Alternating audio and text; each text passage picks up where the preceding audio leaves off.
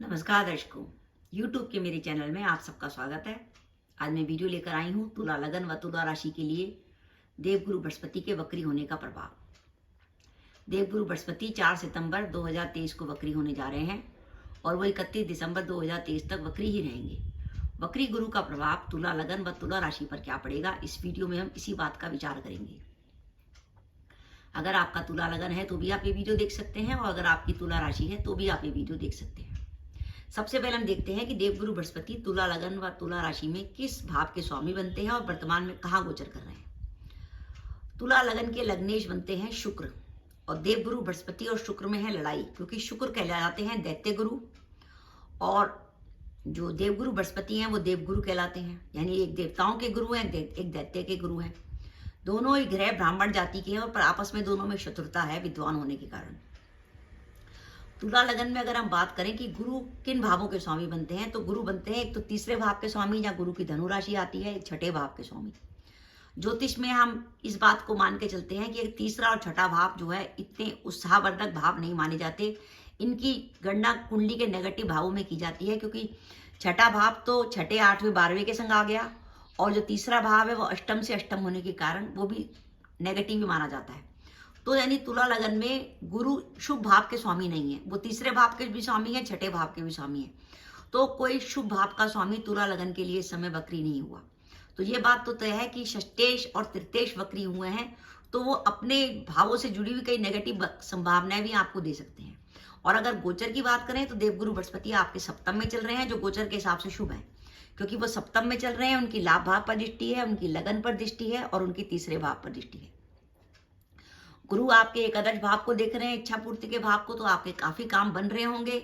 तीसरे भाव पर देख रहे हैं तो जो लेखन कार्य से जुड़े हैं, या ट्रांसपोर्ट का काम है, कम्युनिकेशन का काम है, या जिनका ट्रैवलिंग का काम है, उनका काम बढ़िया चल रहा होगा। कम्युनिकेशन का काम, कंप्यूटर से जुड़ा काम, इंटरनेट का काम बढ़िया चल रहा होगा।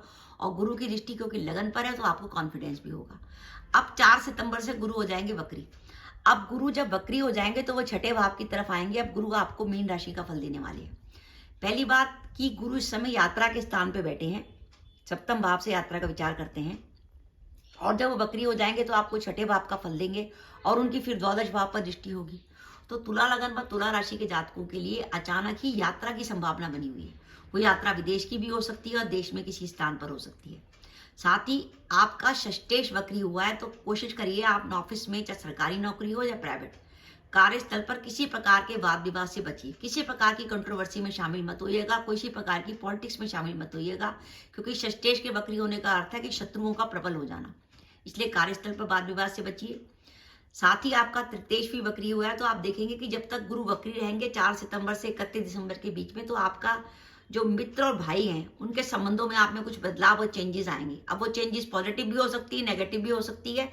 वो निर्भर करेगी वर्तमान में कुंडली में आपकी दशाएं कैसी चल रही हैं। अगर दशाएं नेगेटिव चल रही होंगी तो चेंजेस नेगेटिव हो सकते हैं, दशाएं पॉजिटिव चल रही होंगी तो चेंजेस पॉजिटिव हो सकते हैं। षष्टेश वक्री हुआ है, इसलिए अगर आपका कोई कोर्ट केस चल रहा है तो कोर्ट केस में सावधानी रखिएगा।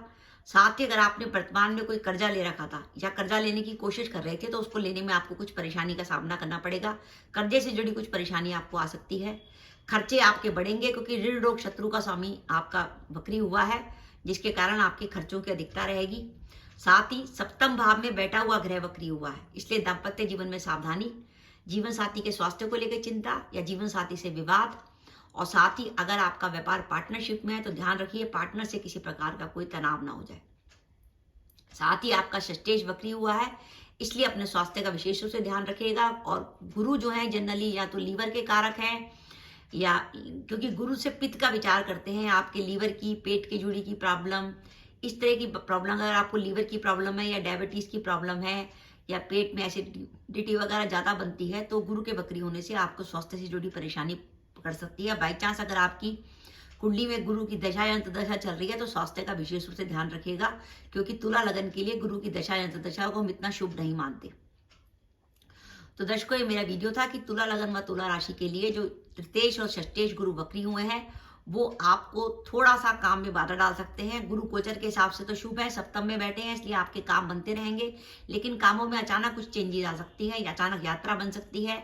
कोशिश करिएगा वाद विवाद से बचिएगा, कोर्ट केस में सावधानी रखिएगा और आपके जो आपसी संबंध है मित्रों भाइयों से, उनमें किसी प्रकार के तनाव की संभावना बन सकती है।